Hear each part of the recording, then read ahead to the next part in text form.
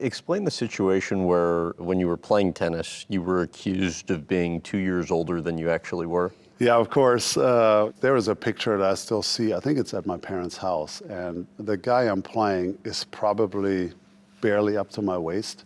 I mean, it's uncomfortable how big I was and how little he was. And so, of course, parents sometimes are like, is this guy really born 78? Because he's almost 7 feet. No, I'm joking, but I was way into 6 feet already at 11, 12. I was always super tall. I would say as a teenager, I was taller than most of the teachers already. It's 15. I was almost 7 feet, I would say. And didn't your parents at one point talk to the pediatrician about trying to stunt your growth? That is true. We went to go to the doctor because it was getting a little uncomfortable. I mean, I was at this point 2 meters something, which is like 6'6", 6'7", and I was obviously still growing. I didn't want to be 8 feet tall. I wasn't sure if there's something wrong or I couldn't get clothes. I mean, it was weird. It was a tough time. Did you think something might be wrong with I'm you? not sure. I wasn't sure. I mean, I didn't see anybody else this tall around. So we just wanted to make sure that everything is okay. And they x-rayed, I think, here, my wrist here for the growth thing and the plates. And it was still wide open, they said. So, and he predicted at the time that I would be like 6'10", 6'11". And I said, well, that's not bad. I mean, I can do that. If he would have said you're going to be 7'8", then we probably would have thought about maybe a little hormone treatment or something. And then I ended up being now a little over it, actually. I'm now 7 with shoes, probably 7'1". But at the time, it was challenging. I mean, and growing up there in the 80s, they didn't have that much clothes for big guys. Sometimes we had friends travel to the U.S. I remember, hey, bring me the longest pair of jeans that you can find. Or I would wear one pair of shoes the entire year to school, and just size 15, 16, 17s wasn't around in their 80s, late 80s. So it was challenging at times. Skeletor?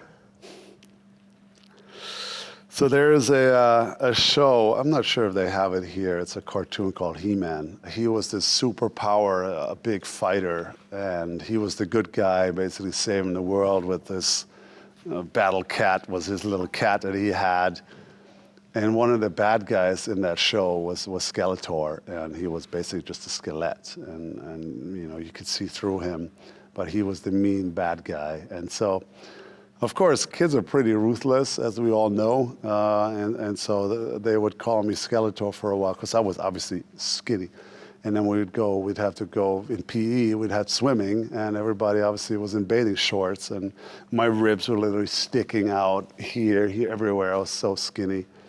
And then that was my nickname for a year or so, was Skeletor. So. And while it might be funny now, it was not then. I mean, it was funny. Painful, right? Yeah, I was a shy guy, and hearing that, and then I didn't want to take my shirt off anymore. It's just teasing, I guess. But when I've always been a sensitive guy, and of course that was weird for me. And in a way, I always tell the story that maybe that's why I ended up at basketball, because it was easy for me. Nobody asked me, hey, how's the air up there? Where in tennis or in handball, I was always the tallest. And so I think in a way, of course, I was talented in basketball. It was fun for me, but it also made me feel comfortable. Did those days make you self-conscious in a way that you still carry to this day?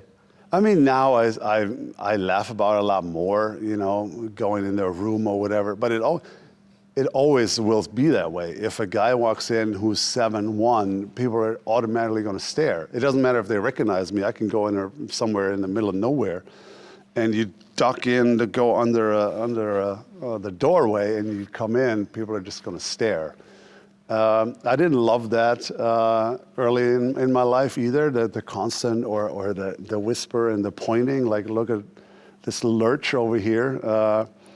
But now I'm like, it's fine, I get along with it, and it's funny. But as a teenager, that's definitely something I didn't love the attention. So that made me definitely uncomfortable at times. And when friends would ask you to go to the pool, you just would stay home? I would stay home and then play sports, which I love that anyways. But I'm sure if I wouldn't been so embarrassed about how skinny I was, I would have probably gone to the pool a couple more times with my friends. But that way I just stayed home. I shot in our yard. We had a little basketball goal. Even my mom would look down. She didn't really know what was going on, so she would look down from the window and be like, "What are you doing? It's like 100 degrees out here. Just go to the pool."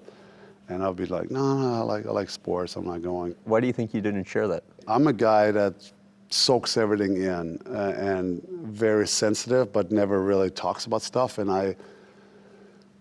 I deal with it in my own space, in my own head, in my own body, and so that's how I just dealt with stuff.